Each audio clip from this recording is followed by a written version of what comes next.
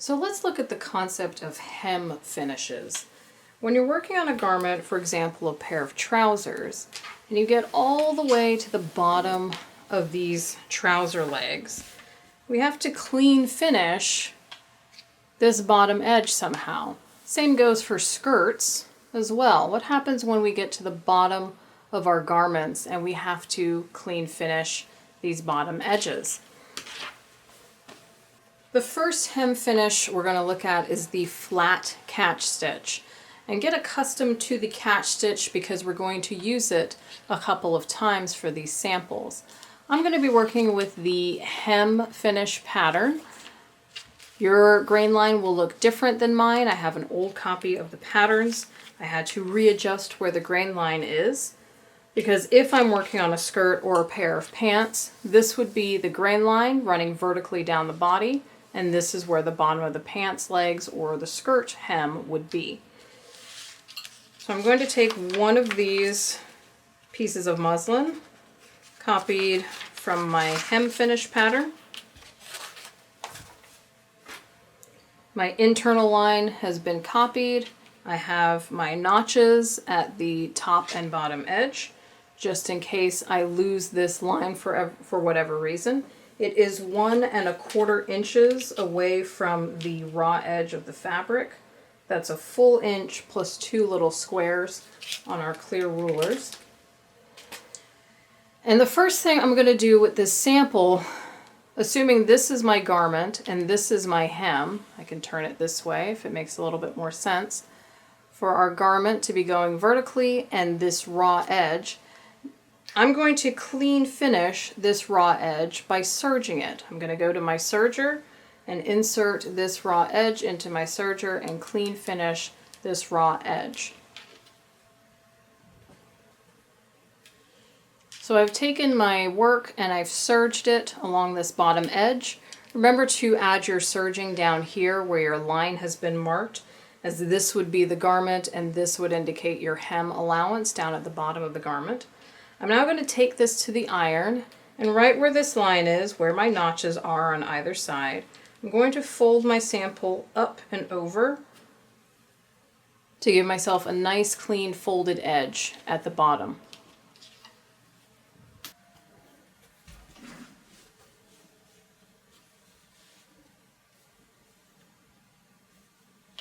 Using my notches as my guide so I know exactly where to put that fold. I'm going to finger press this and then press it with my iron and steam.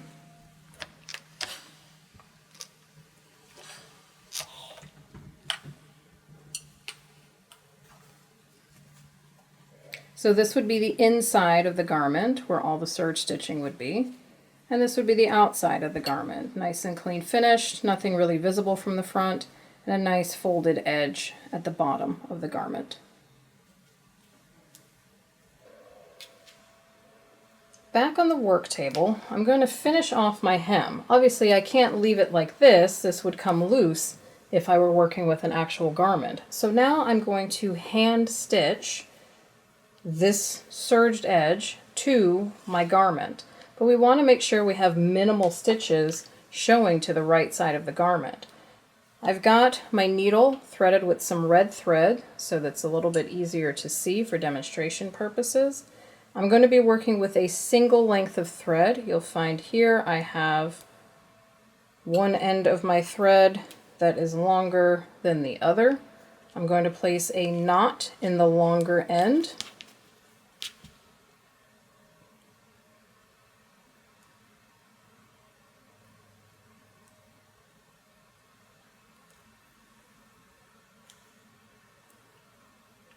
There's my tiny little knot there. Now, for the catch stitch, if you are right hand dominant, you will be working from left to right across your sample. If you are left hand dominant, you will work from right to left. So I am right hand dominant, so I'm going to start from the left hand side and work my way to the right hand side. And I'm going to zoom way in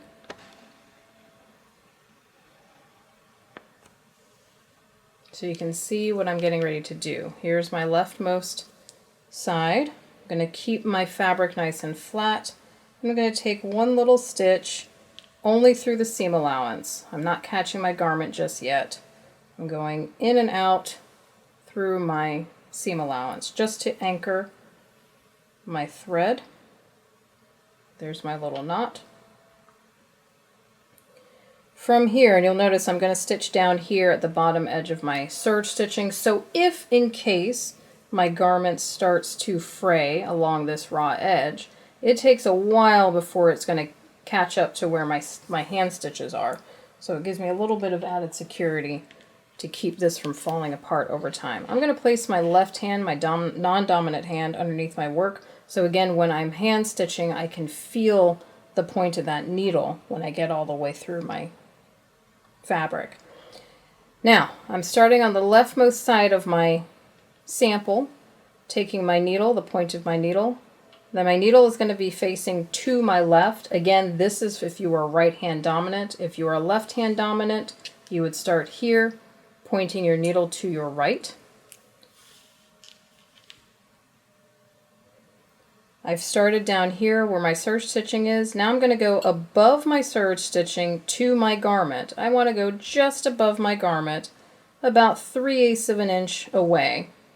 So we don't have to exactly measure it, but so you can have a visual guide for how far 3/8 of an inch is. It's 3 of these little squares.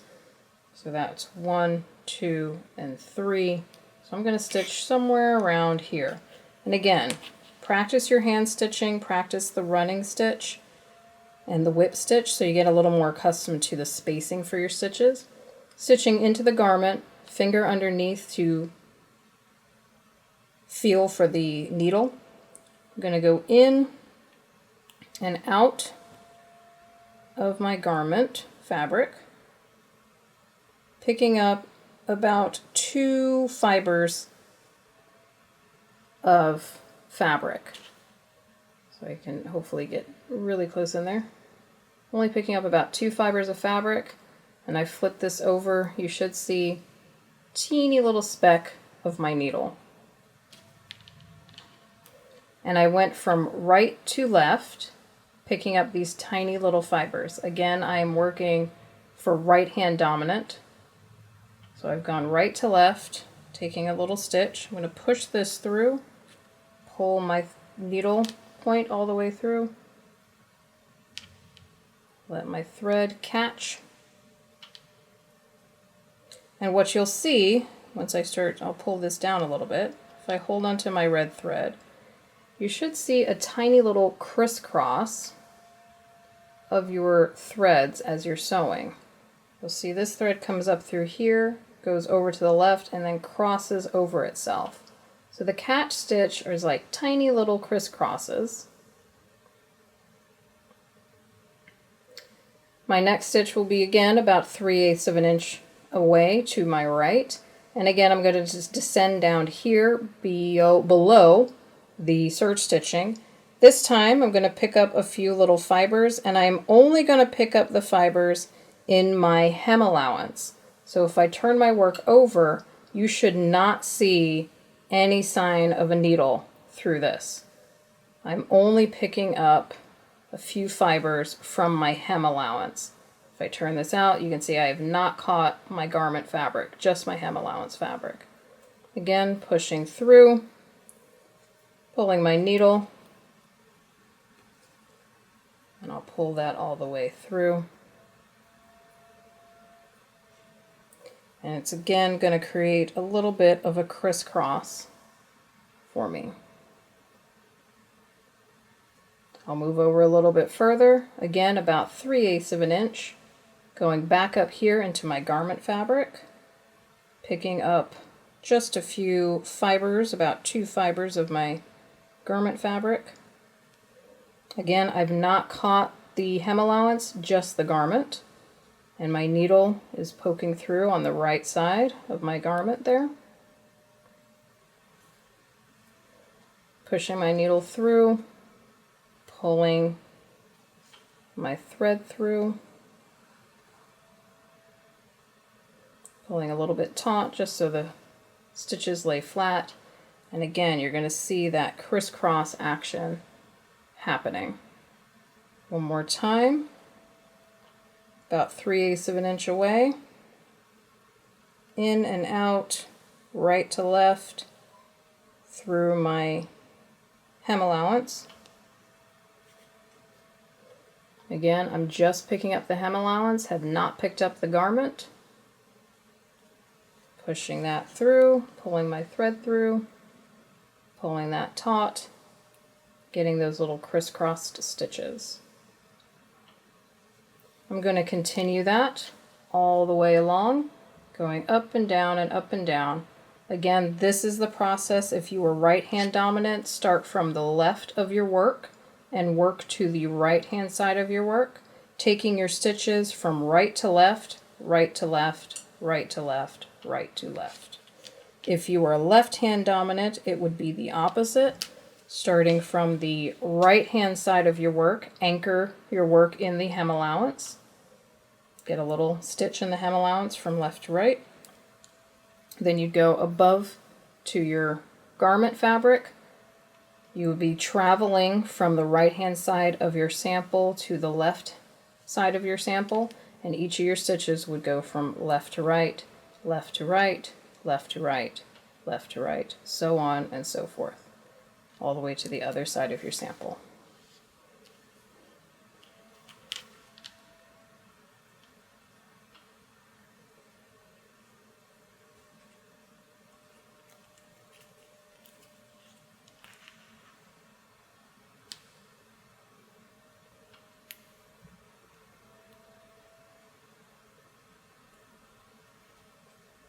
Again, I'm using my hand underneath.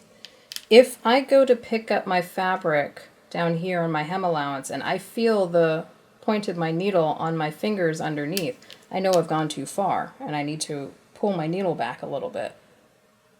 I should only feel it when I'm picking up my garment fabric up here.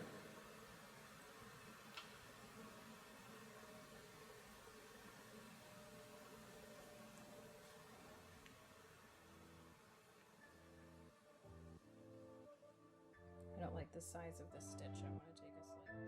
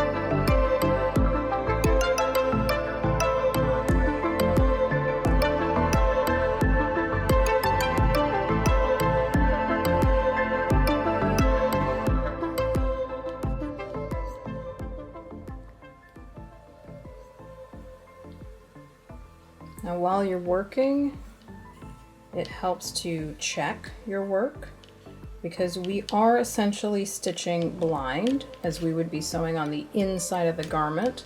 So it does help to turn it over and see how your work is looking from the right side of the garment. You should only see tiny little stitches, and you can see mine clearly because I'm using a contrasting thread. If you were using a thread similar to the color of your garment, however, or if you're working with a thicker fabric, those stitches would be almost imperceptible to anyone who didn't know they were there.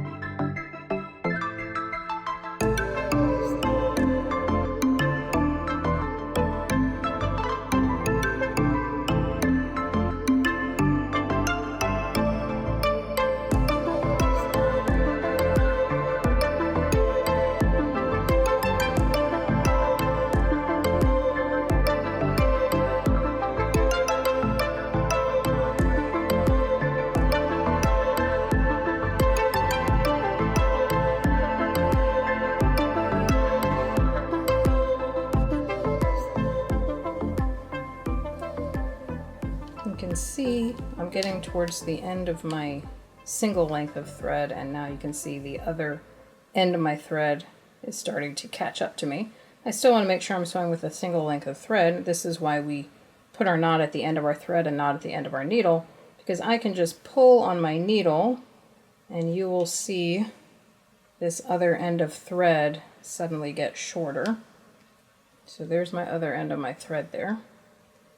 I'll show you as I pull my needle, that little end of thread gets shorter, and now I have a little bit more single thread to work with. I'm getting near the end of my sample here.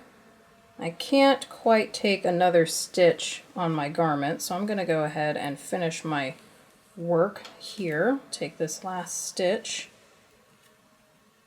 down here below my serge stitching. And just as we did with the running stitch, I'll take one tiny stitch,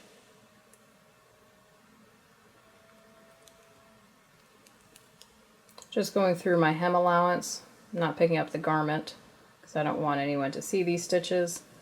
One tiny stitch, and as I pull that through, before all of that thread disappears, once I get to that little loop, I'll go ahead and slide my needle through that loop, pull tight, and make a little anchoring knot for myself. Now, one other thing you can do, you can clip your thread right here, but one thing you can do, especially on garments, is to place your needle inside the hem allowance, place your needle through the hem allowance, and travel with the needle. So I currently have my needle inserted under my hem allowance. If I turn this over, you will not see my needle on the front of my garment. It is sitting in between the two layers. So my needle is sitting underneath my hem allowance, and when I say traveling, the tip of my needle is traveling underneath this fabric. I can feel it because I've got my fingers in between here, and I know how much length I have left on my needle. And you can travel about half the length of your needle anywhere through the hem allowance fabric. So I started over here, I've come out over here, just underneath the hem allowance fabric. It's not coming through the front of my fabric. I'll poke that needle out and just pull the needle through. There we go. I'm going to lay this out flat, don't want it to get too tight. So I've just gone in through here and come out over here. I've just let the needle travel a little bit underneath my hem allowance. And now I will clip this thread. There's a few reasons to do this. It gives an extra bit of a tail that's hidden underneath there. So in case you made a little knot here at the end of your work and clipped too short of a tail, that could potentially come loose. But by having this extra thread tail hiding underneath, it helps prevent that knot from coming loose. Another reason we can do this is I can pull this thread a little bit tight. You can see how it's tugging over here. Pull a little bit tight, and when I cut this, I'll cut it very close to my fabric, and you'll see that end of my thread slide back inside by putting a little bit of tension on the thread and cutting it very close to my fabric. Once it gets cut and I press this back out, that little tail end will get sucked back inside, and then it'll be hidden, sandwiched in between the two layers of fabric. So not only does it give us an extra security of a longer thread tail to prevent that knot from coming undone, it also hides the end of the thread inside of the garment.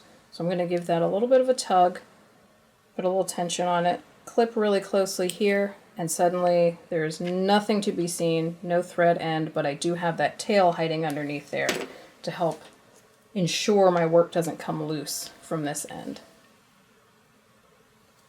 And that is the flat catch stitch. It's this crisscrossed stitch that does a good job.